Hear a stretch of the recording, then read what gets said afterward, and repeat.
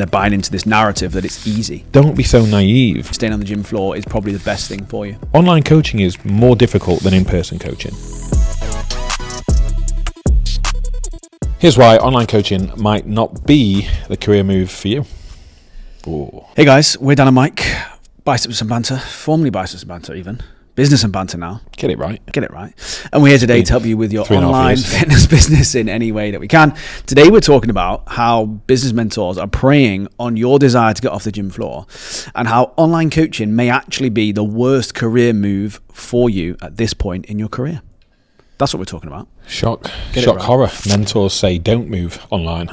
Yeah, I just think Sort of. we see it a lot, right? And the adverts that I see that annoy me are the ones where it's like, are you trapped on the gym floor? It's like this whole like element of being trapped there, like you don't have a say in it or a choice in the matter, and obviously you do. But they just prey on this emotional state that you're in, where you're up early in the morning, you stay late at night sometimes on doing PT sessions because that's when most people can get to the gym, right? And then they're selling you this amazing scalable system whereby you can work in your pants, in your bed at 10 a.m. on a Monday morning. And of course, it sounds amazing compared to kind of maybe where you're at right now, being full in the gym and having to deal with client cancellations last minute, all that sort of stuff. And it can get frustrating and it can get annoying, but they're obviously not painting the real picture of online coaching. So we're going to do that today. We're going to talk you through exactly what to expect when you go into online coaching and what you need to focus on, what you need to do once you make that transition, because no one out there is telling you the truth for this stuff. They're just saying it's the dream, you got this freedom, and they're focusing on is the amount of money you can make. And we're just going to go into a little bit around how honestly, that probably shouldn't be the focus, and probably never was our focus either when we first got into this. So we're going to go deep into it and why actually maybe staying on the gym floor is probably the best thing for you.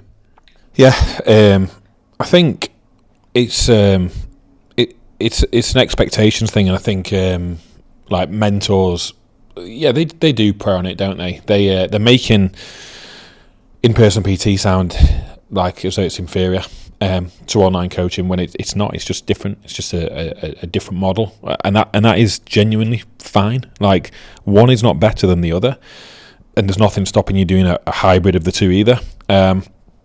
It's almost like belittled a little bit as like you're not as good a coach because you're in person these days, and it's just not the case. And I would argue now, I actually didn't start as an in-person trainer, yet kind of wish I had, because it did leave me lacking in certain areas. But I would always encourage the majority of people to probably start in person, build up a wealth of knowledge, learn how to communicate, build rapport, put together a training plan, for fuck's sake. Shouldn't be difficult, sort your job, but yeah, it is difficult. Also, as well, one thing to add to that is work with a wide variety of people. Yeah. I'll talk in a minute about niche and stuff like that, but the people don't have the knowledge to be able to work with a variety of people. Yeah, exactly. And I think I would always encourage it, whilst I'm kind of an outlier to kind of that rule. I kind of do recognise that it probably did leave me short in certain areas. Now, luckily, I did have Dan to kind of call upon when it came to stuff like that and upskilling me, as obviously it was an experienced in-person coach. But yeah, I feel like it's kind of tarnished a little bit, and I think everything's about going straight online. Yeah, I did go straight online, and I'm still saying probably start in person. I think the things that they're not saying, so here's the positives of in-person, right, that they're not saying. Number one is that you have a gym full of people who are interested in bettering their health and fitness. You know they go into the gym. You know what they're struggling with. You see them all the time. Your niche is literally walking in front of you every single day. You have thousands upon thousands of members in gyms. I would always recommend as well, by the way, you stay in more of a mainstream style gym chain rather than people say, oh, I'm going to go to a private studio. Well, there's no one walking in and out of there looking for PT, right? I think those big gym groups are actually really valuable. Again, they get a little bit of stick and people talk down about them, but personally, I think that they're great for that. You've got, like I said, thousands of people walking around looking for advice and help. You know they're interested in this stuff, right? So that's number one. Number two is it's a lot more stable. It is more stable than online. Like, you get a client in person, and if you do a good job and you're a half decent human to be around, you'll keep them for a long period of time. People do stick with their PTs for a long period. For the whole time I was working as a PT, I think I had some people stick around for the literally the whole period. And I think it's really important to recognize that, because they are the two things, by the way, that people struggle with the most online. They are the two things that people can't get their head around. They worry about the most, they stress about the most, and it's the one thing that in-person has in abundance, is those two things, right? I also believe with in-person PT, you can make a few more mistakes and you can learn from them a little bit quicker. I think you've got a network of people around you in other PTs that are there that you can learn from, that you have fun with, that you can workshop with, that you can kind of bat ideas around in terms of how you're training, how you do certain things, and you're always seen as an authority in that space. Or you should be anyway, because the way you train, the way you look, the way you act, you're an authority. So they're all the reasons that I think that you should be an in-person PT for as long as physically possible. I had this question the other day from someone, and they said, do you work with people who do in-person and online? And I said, I actually encourage you to do both for as long as physically possible until you feel that one is better for you than the other. Because once you start picking up online clients, if you do, you can then taper your hours down in person, but yet you can still do the mornings or still do the evenings, and you can start to actually get the lifestyle that these mentors promised you. You can actually create it for yourself rather than just going fully online. So they're the positives of staying in person. And I would argue, I'm sure Michael will go on to this in a second, is that they're the things that people find the hardest about being online is, okay, knowing your niche, number one, being an authority, number two, and knowing whether people actually want your services. They're the three things people find the hardest online. Yeah, I think it's just an expectations thing where mentors are kind of selling the dream, and obviously, like, we kind of go in a lot on mentors and kind of like their advice, but this in particular is just, I say in particular, the majority of it is guff. It's all fucking shit. But this is another thing where it's like standards and systems and approaches to coaching is kind of being devalued across time and good coaching. So like, I just did another podcast with one of my clients, Ross, and he asked me about the differences between back when we started out to kind of where we're at now. And I think that back in the day, there was a great emphasis on coaching, learning how to upskill as a coach and being the best coach. So the types of people that we would have been learning from weren't mentors. There was actually no business mentors around, to my knowledge, certainly not like they are today. There was no terminology thrown around 10K months and so on and so forth. So there was no expectation. It was instead, right, let's be the best coach that we can be. Let's pride ourselves on our service and let's deliver the best results in the industry. And that's what we wanted to do, right? So that's where we positioned our learning, and we were learning from the likes of, Eric Helms, Brad Schoenfeld, James Krieger, and I could keep going. Whereas the expectation has changed now, and there's actually no need to be a good coach, apparently, because everything is about how to make it more efficient and how to remove time and how to leverage, yourself so that you can go to the beach and you can only work a certain amount of hours. So on one hand, we've said, okay, coaching doesn't need to be as detailed or as good as what it were. And then you're then coupling it with the expectation of you can earn 10K, 20K, 30K a month, and you can do it without doing this, and this, and this. And it's just so far off, and it's breeding this element of, I guess, or this group of coaches that there's an entitlement there, that you go online, you make a few pieces of content, and you can earn exponential amounts of money without doing much work. And it's partly due to the mentors that are selling that, and partly due to the coach, to be honest. If you're going in and transitioning from in-person to online, and your expectation is it's going to be easy, your expectations are off. If your expectation is you make a few posts and you get clients, your expectations are off. If your expectation is that I'm going to retain my clients like I would do on the gym floor, my expectations are off. Online coaching is more difficult than in-person coaching, yet you're being sold the dream of how easy it is and how much time you're going to get back. It's much harder, right? Why is it harder? Like Dan just said there, it's more difficult to find your target market. They're not in front of you in a gym every day. They're out there on the internet somewhere, right? So you got to find them. B, there's more competition. In your gym, there might be 10 PTs. There's fucking thousands of coaches to people to choose to work with remotely now. C, more difficult to build rapport. If you've got an hour in person with somebody in the gym, you're going to build rapport. They're going to chat to you about their weekend, the partnership, whatever. You can get hands-on with their coaching. You can go and have a coffee with them, whatever. You can build a deeper bond, right? Which then leads into greater retention. D, being able to communicate over the systems that you have as an online coach. So, for example, the majority of people might use Loom videos, or some people use Typeforms, etc. isn't conducive to coaching, right? It's not as conducive to coaching as face to face, right? Of course it's not. It's not going to be. So your skill set needs to be better. You need to learn how to communicate via the system that you're using, via a Loom video. So you need to know how to structure your check-ins.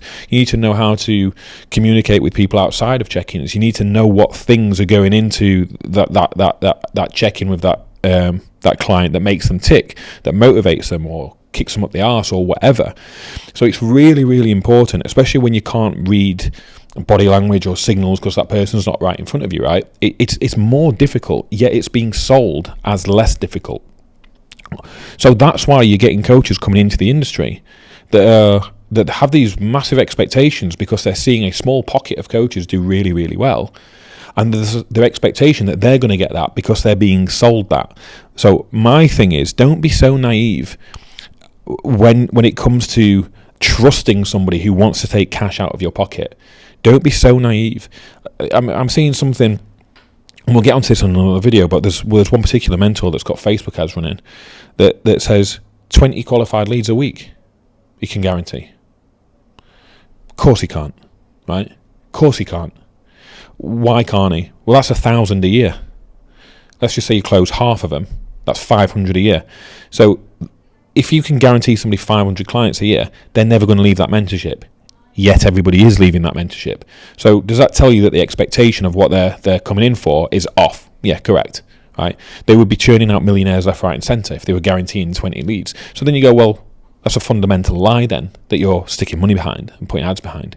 So just don't be so naive when it comes down to this impression of how easy it's going to be. It's not going to be easy. And we've had this discussion previously about, if you watch a documentary and it was about Elon Musk and about him growing his business, you wouldn't expect him to be taking his mornings off, to be getting up at 10 a.m. If you were watching that documentary, you wouldn't expect him to get his hair cut at 3 o'clock. You wouldn't expect him to be in Tesco's at midday doing his shop, right? You wouldn't expect that, would you? What would you expect? Well, probably lots of late nights and early mornings and grafting. Okay, so if that's what you would expect of someone to be successful, what do you think it's going to take to be successful, right? So don't believe the people that are going to say it's going to take less than that, because your expectations are not going to be met. Yeah, and speaking of the naivety of it, like coming back to the whole being trapped on the gym floor kind of vibe, right? Is I want to address the reality of being an online coach, and the reality of being an online coach is that instead of being trapped on the gym floor, you're trapped in your own head in your spare room, which is not a good place for a lot of people to be, right? Is that, like Mike said, you're constantly in this comparison trap. So-and-so coach is doing this, so-and-so coach is earning that. All you're doing every single day is comparing yourself to other coaches that seem to be doing better than you, or make it look like they're doing better than you, or just flat out lie, as Mike just said, like you get it from Business Mentor. So just flat out lying to you, and you're building up this feeling in your mind of just like, well, they must have the secret, they must know something that I don't, and they don't know anything that you don't. They honestly do not. And I just don't think enough coaches are being told that to get where you want to be. And look, we're as guilty of this as anyone, right? We post our results, some of them are amazing, some of them are incredible, right? What we do that other mentors don't do is we talk about how much work it took, about how long it took, about everything that went into it. So if we use one of our clients, Steve recently did an amazing launch. He works harder now than he ever did as an in-person PT. Guarantee it. Flat out all the time, right? You know it's happening. The amount of hours he spends creating content, the amount of hours he spends dealing with his clients, all those things, right? But you don't see that. You see the end result of the one day where you make 60 grand in one day and you go, I want a bit of that. And I'm sat there going, yeah, but you wouldn't want a bit of the 2 years of work before that we put in. Because that's what you're not seeing, which again, on the gym floor, you see over periods of time, weeks and months of building up to the client numbers you're at. So the feeling trapped on the gym floor only comes after years and years of graft of getting new clients, keeping those clients, keeping them in a place where they want to keep training with you, where your hours are built up and built up and built up. Yet you think going online for some reason that you're not going to have to start at the bottom again from zero like you did when you're in-person PT. And if you look back over that and go, well, being an in-person PT is easier, we've just established that, and it took you 3 years to feel trapped on the gym floor, it's going to take you 6 years to feel trapped by the time you get to online coaching in terms of, you know, the same client numbers and feeling full. Except during that build up over those 6 years, you're going to be in your spare room looking at your laptop, looking at it going, what the fuck have I done this for? because you're going to be lonely. Everyone else in the house is out. Everyone else, all your mates have got jobs, they're out working. And then you're twiddling your thumbs, feeling like you're not being productive. Then the weekend rolls around and me and Mike are going, you should probably make some content at the weekend. You should probably do some extra stuff at the weekend. Probably, I'm having fun, I'm doing this. Well, I'm not going to sit here and lie to you. Like, that's what it requires. We're here on a Sunday, 1:00, filming this. It's just part of the territory. Like, we're not sitting and moaning about it. Would never moan about it. It's part of the territory. It's what we signed up for. It's part of our job. It's in the job description. So, I just find it baffling that coaches can't see it and go, hang on, it took me all these years to build up as a one-to-one PT, and then some slimy bastard on Facebook's come along with the Facebook ad and gone, do you want 10k a month in the next 30 days? And you've fallen for it. I'm just like, come on, like, it's ridiculous. You would sit there and say to your clients, you want to look like that guy over there. You want to look like that guy who's got that six-pack. Oh, you got years and years of hard work and training, years and years of hard work, eating properly, Same with me. Like, I didn't get this physique, overnight. And I just find it baffling that you just, for some reason, assume that when you pick up that laptop and you go into your spare room and turn it on and you post a picture on Instagram saying like, what is it? Wolves don't care about the opinion of sheep or whatever. Fucking stupid. Lions, whatever. Wolves, same difference. All that shit. It's just like, it's just stupid. And like you said this before about like the weird how like this group of people that talk about working hard so much about attaining a physique just don't bother when it comes to building a business. Yeah, I just said this before we started. It's like the only sector that I'm aware of that posts Michael Jordan memes about how hard he works, and it's not about the one shot he made, it's 1,000 that he missed or whatever, right? The only people that get inspired and post this kind of stuff about Elon and whatever, right, and all of these hard workers and how much time and effort and dedication it's put in, their favourite bodybuilders, and they'll post that stuff, right?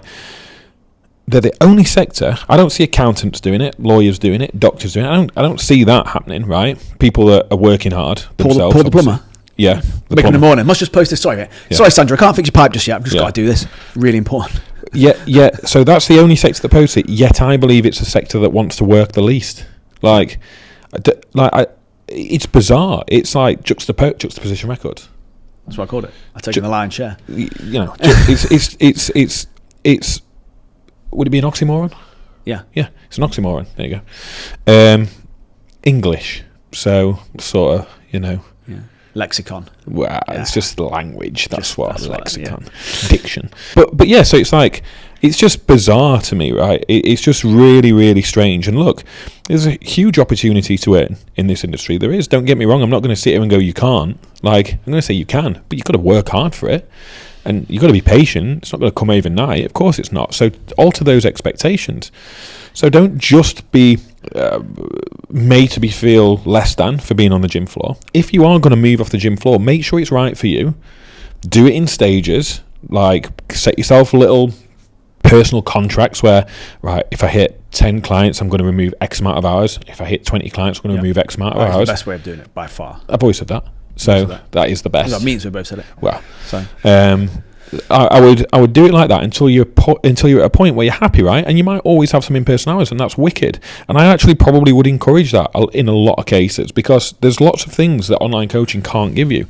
So I always talk about being in the Air Force, and the things that I miss is going into work, going and seeing people, banter, and being around social environments. Now, luckily, I've got Dan, and unluckily. But luckily I've got Dan, and we can meet up, do this stuff, go to the gym, go for coffee, whatever, film videos, do our fucking events and stuff like that, and that's good. Like, I love that social element. Like, when we run our events, those are the best times of the year for me, because I like that. As much as it's anxiety provoking at certain times, certainly in the beginning, like I love the whole experience. That's the thing that you're lacking as an online coach in your bedroom, like Dan said.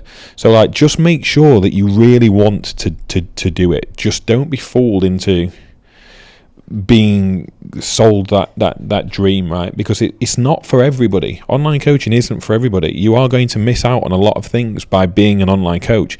You are going to have to learn content. Like, you are going to have to post every single day. Not every day though. No, yes, every day. Like, you're going to have to post every single day because your competition are. You're going to have to get very, very good at it. You're going to have to learn video editing. You're going to have to learn hooks. You've got to learn personality. You've got to learn to sell yourself. All of the things that you probably don't need in person, you are going to need to learn a new skill set. It's a new job that you're having to learn. So do we think that that's going to be easy? Can we be naive and go, it's going to be easy? And do we look at the people that are successful and go, oh, actually, maybe they've been successful because they've put in X amount of years to get there, and they've, like Steve, learned video, learned how to be entertaining, learned how to sell, put the time, the effort in. How many hours was Steve doing a week on content? 18 hours on content, on filming and scripting and editing content. 18 hours. And yet you will not get shown that by other people, by other mentors. They will tell you how easy it is, that you don't need to do that. Why are they telling you that? It's to sell you something. That's it. Yeah. The daft thing is, most people go into fitness and PT because they don't want to be stuck doing a desk job. And then they go into a PT and then they go into online coaching after that, and they get stuck with a desk job that actually has longer hours than most desk jobs do. So just be aware, and just be aware that the whole trapped on the gym floor thing is a made up thing by mentors trying to sell you money. Fuck me. Trying to scam you out of money. Yeah, let's please. They double that. They're just trying to sell you the dream. They're just trying to get money out of you, and just so that they can benefit, right? Think about it that way. That's what you have to remember. Whereas we're here telling you it's going to be hard work. It's going to be harder than you were doing in person. So be ready for that, because some of you will have worked so hard to build up your client base. Do not walk away from that after being sold the dream that in 3 months you'll be fully online and you'll be loving life and you won't be going through stresses, strains, anxieties, and all those things, because you will, more so than being in person. So trust me on that. Like, from years of experience, from working with hundreds of coaches, it's worse. Those feelings are worse as an online coach. Now, the upside is bigger, of course it is, but that's what these people are preying on. Yeah. The upside for a small percentage of people is bigger, but the majority of people don't see that, unfortunately, because again, they're buying into this narrative that it's easy and that it's straightforward and they can just do it from the comfort of their own bed and they can just not bother trying. You're in for a rude awakening if that's what you think. That's what I'm going to say. And if you do want some good fitness business advice, we've always got our members group. Oh, we have the CTA at the end again. They've turned off already. We've talked about hard work. They've turned off by now. Damn it. Yeah. Forgot about that. Fucked up. Members group, links below, £99. You will not find a cheaper business mentorship advice anywhere on the internet, in my opinion. And it's a good one as well. People just think, oh, it's cheap though, so it probably can't be that great. Well, no, we know you've been scammed out $6,000 and you're probably in debt at the moment, so we thought we'd help you out. But that'll be in the next video. We'll talk about that one. Yeah, I'm going to go off on that one. See you later. Bye.